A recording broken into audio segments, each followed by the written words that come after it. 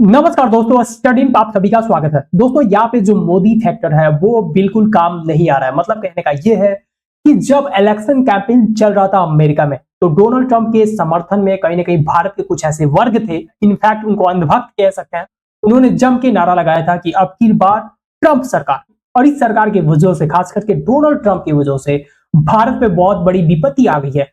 आज के दिन में ऐसा बोला जा रहा है कि अब क्या हुआ, जो मोदी गवर्नमेंट थी एक तरह से बोलती थी कि जो डोनाल्ड ट्रंप है वो तो मेरे फ्रेंड्स हैं, तो फ्रेंड पे इतना ज्यादा टैरिफ लगाने की बात क्यों की जा रही है? क्योंकि दोस्तों अभी मीडिया में एक ही खबर छप रही है अनाधुन कि डोनाल्ड ट्रंप की धमकी से, डोनाल्ड ट्रंप के इस बात से कहीं ना कहीं भारत सरकार ने यह फैसला कर दिया है कि हम क्या करेंगे, टैरिफ को घटा रहे हैं। देखिए दोस्तों, यहाँ पे मैं आपको दो बातें समझाना चाहता हूँ, क्योंकि मीडिया में कहीं ना कहीं देखा जाए तो मीडिया दो ही बातें करते हैं। एक तो कोई लेफ्ट पकड़ के पूरा बजा रहा है दिन भर, और एक कोई राइट पकड़ के दिन भर बजा रहा है। इसमें यह बात समझना जरूरी हो जाता है कि रियल इशू क्या है। तो सबसे पहले समझिए, दुनिया में कोई भी देश हो, अगर इंपोर्ट ड्यूटीज बढ़ाती है तो उसका दो रीजन होता है। पहला रीजन ये होता है कि वो जो सरकार है वो क्या कर रही है, अपने यहाँ की जो इंडस्ट्रीज है, जो नए नए इंडस्ट्रीज है, जिनको इंटरनेशनल मार्केट में कंपीट करना नहीं आ रहा है, चाहे वो कीमत के मामले में बात करें यानी प्राइस, चाहे वो क्वालिटी के मामले में बात करें। और एक दूसरा रीजन होता है कि गवर्नमेंट जो है, उस देश की जो गवर्नमेंट है जो इंपोर्ट ड्यूटी लगा रही है, वो क्या कर रहे हैं, एक सर्टेन ग्रुप जो है इंडस्ट्रियलिस्ट का, एक इलीट का सर्टेन ग्रुप है जिसको बचाना चाहती है, जिसको प्रॉफिट कमाना चाहती है। तो यहां पे अगर देखा जाए, भारत के केस में अगर देखा जाए, तो जिस तरीके से इन इक्वालिटीज राइज की है, आप ऑक्सफाम का अगर रिपोर्ट वगैरह पढ़ते होंगे जो कि हर साल रिलीज होता है, तो आपको पता चलेगा कि भारत में कितना ज्यादा इनइक्वालिटी है। और इस इनइक्वालिटी का कारण क्या है दोस्तों, एक ही इंडिकेशन है कि कहीं ना कहीं जो भारत इलीट ग्रुप है उनको कहीं ना कहीं फेवर दिया जा रहा है। उसके वजह से जो नीचे के लोग हैं वो ऊपर नहीं उठ के आ रहे हैं। इसका मतलब ये हुआ कि जो इंडस्ट्रियलिस्ट है, जो गिने चुने इंडस्ट्रियलिस्ट है भारत के, उनके पास वेल्थ दुगुना तीन गुना बढ़े जा रहा है। लेकिन जो छोटे इंडस्ट्रियलिस्ट है या जो कोई स्टार्टअप करना चाहता है, उनके पास इस तरह का रिसोर्स अवेलेबल नहीं है कि वो अपने आइडिया को कहीं ना कहीं विंग दे पाए, पंख दे पाए।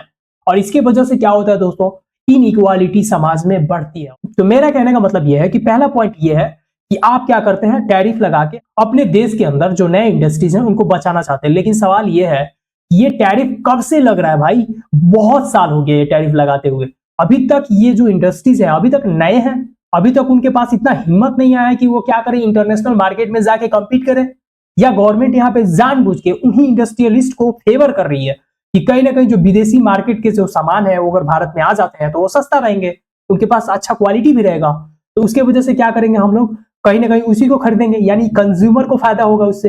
लेकिन गवर्नमेंट आपको यहाँ पे क्या पत्ता देती है कि नहीं, हमारा डिपेंडेंस बढ़ जाएगा इंटरनेशनल मार्केट पे, दूसरे कंट्री पे बढ़ जाएगा। तो सच्चाई क्या है दोस्तों?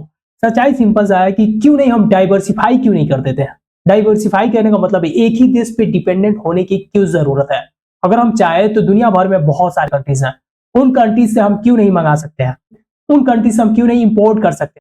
और साथ में जो हमारे यहाँ की इंडस्ट्रीज हैं उनको जरूरी है कि कैपेसिटी बिल्डिंग में हम मदद करें। लेट्स से कि हमारा एग्रीकल्चरल प्रोडक्ट्स है, उसको इंप्रूव करने के लिए, यील्ड को इंप्रूव करने के लिए हम क्या करेंगे, बेटर टेक्नोलॉजी लाएंगे, बेटर प्रैक्टिसेस लाएंगे, अपने फार्मर्स को ट्रेनिंग देंगे। ये सब करना चाहिए, ना कि टैरिफ लगाना चाहिए और उन्हें अपाहिज बनाने की जरूरत है। और इस अपाहिज वाला पॉलिसी के कारण कहीं ना कहीं आज भी हम लोग क्या है, पुअर कंट्री हैं। चाइना को आप देखें, चाइना पे बहुत बार बोला जाता है कि वहां की गवर्नमेंट डिफरेंट है, लेकिन गवर्नमेंट डिफरेंट के बावजूद उन्होंने अपने इकोनॉमी को ओपन किया, उन्होंने उन कंपनीज को अलाउ किया। उनको पता था कि वो कंपनीज आएंगी तो हमारे यहाँ की इंडस्ट्रीज खत्म हो जाएंगी, फिर भी उन्होंने इस कंपनी को अपने यहाँ बुलाया। अपने यहाँ के जितने सारे रूल्स थे, जितने सारे कानून थे, जितने सारे टैक्सेशन का सिस्टम था, उसको उन्होंने इजी किया। तो इसके बावजूद क्या, वो कंपनी वहां पे आई, वहां पे मैन्युफैक्चर करना शुरू की। धीरे धीरे वो जितने सारे बेस्ट प्रैक्टिसेस थे, बेस्ट टेक्नोलॉजीज थी, चाइना में स्प्रेड कर गया। और आज के दिन में चाइना दुनिया में सबसे नंबर 1 है मैन्युफैक्चरिंग हब में। और उसके बाद दुनिया में टेक्नोलॉजी के मामले में तो उसका बात भी नहीं कर सकते। और अगर मैं दोस्तों ये बात बताऊं कि डोनाल्ड ट्रंप के इस डिसीजन से क्यों इंडिया डर रहा है, तो इसके पीछे आपको समझना होगा कि हमारा बायलेटरल ट्रेड क्या है। अगर आप 2022 का डाटा देखेंगे, 2023 का डाटा देखेंगे, ये मिनिस्ट्री ऑफ कॉमर्स से लिया है। यहाँ पे आप देख सकते हैं कि $78.5 बिलियन का हमारा एक्सपोर्ट हुआ था 2022 में, 77.5 का एक्सपोर्ट हुआ था 2023 में। यहां पे आप देख पा रहे हैं कि सबसे ज्यादा हम एक्सपोर्ट करते हैं। एक्सपोर्टिंग जितनी सारी इंडस्ट्रीज हैं या उनसे रिलेटेड जितने सारे इंडस्ट्रीज हैं, खास करके भारत में उन पे अब प्रेशर बढ़ गया है, क्योंकि उनके ऊपर टैरिफ जब लगेगा उनका सामान क्या हो जाएगा, कॉस्टलियर हो जाएगा, और कॉस्टलियर सामान को कोई नहीं खरीदता है, उसका अल्टरनेट ढूंढता है कंज्यूमर्स।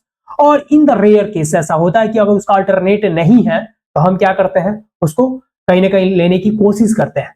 लेकिन आज के दिन में जिस तरीके से दुनिया ओपन है, वहां पे ये कोई सवाल ही नहीं बनता कि उसका अल्टरनेट नहीं हो। तो यहाँ पे कहने का मतलब यह है कि आसान भाषा में अगर मैं बताऊं तो अमेरिका खर्च ज्यादा कर रहा है और बेच कम रहा है। मतलब कहने का यह इंपोर्ट ज्यादा कर रहा है और एक्सपोर्ट कम कर रहा है, और इसी की वजह से डोनाल्ड ट्रंप गुस्सा है यहाँ पे, और इंडिया को खास करके सबसे बड़ा अब्यूजर बताया, और इसके वजह से कहीं ना कहीं इंडिया डर भी गया है यहाँ पे। और यही रीजन है जिसकी वजह से हम क्या कर रहे हैं, अपना जो इंपोर्ट ड्यूटीज है उसको घटाने की कोशिश कर रहे हैं। और इसके कारण सबसे बड़ा बेनिफिट किसको होने वाला है, कंज्यूमर्स को होने वाला है। एग्जाम्पल के लिए अगर मैं बताऊं, आज भी ईवीज वगैरह खरीदोगे आप, स्कूटर वगैरह, वो बहुत ज्यादा महंगा है। महंगा क्यों है, क्योंकि उसके बहुत सारे ऐसे कंपोनेंट्स है जिसपे गवर्नमेंट ऑफ इंडिया बहुत ही ज्यादा हेवी अमाउंट ऑफ जो इंपोर्ट ड्यूटीज है वो लगाती है। वो अगर पूछा जाए कि क्यों लगाती है, तो इनका कहने का अर्थ यह है कि हमारे भारत के अंदर में जितने सारे इंडस्ट्रीज हैं उनको ग्रो करने का चांस दे रहे हैं। अरे भैया, कब तक ये चांस दिया जाएगा? एग्रीकल्चर पे इतना ज्यादा चांस दिया गया है कि अभी तक एग्रीकल्चर एक तरीके से देखा जाए तो बहुत पीछे जा चुका है। अभी भी हम लोग क्या करते हैं, राइस, शुगर यही एक्सपोर्ट कर पाते हैं। अभी भी हम नए टेक्नोलॉजी का यूज नहीं कर पा रहे हैं। इसका रीजन क्या है? बिहार सबसे बड़ा, बिहार को अगर आप देखोगे तो वो क्या है, यानी जो गंगा रिवर का पूरा वो प्लेन है वो सबसे ज्यादा उपजाऊ माना जाता है। लेकिन आज भी वहां पे बाढ़ का इशू है, आज भी सुखाड़ का इशू है, बढ़िया सब नदियों को जोड़ नहीं पा रहे हैं। मतलब यह है कि कैपेसिटी बिल्डिंग के दिशा में कोई काम नहीं किया जा रहा है। उनको क्वालिटी ऑफ सीड्स नहीं दिए जा रहे, उनको धान, गेहूं और गन्ना के अलावा और कुछ उगाने का ट्रेनिंग नहीं दिया जा रहा है। इसके वजह से कहीं ना कहीं एक बात तो क्लियर है कि गवर्नमेंट का ये जो पॉलिसी है, प्रोटेक्शनिस्ट का पॉलिसी, बचाने का पॉलिसी, ये काम नहीं कर रही है।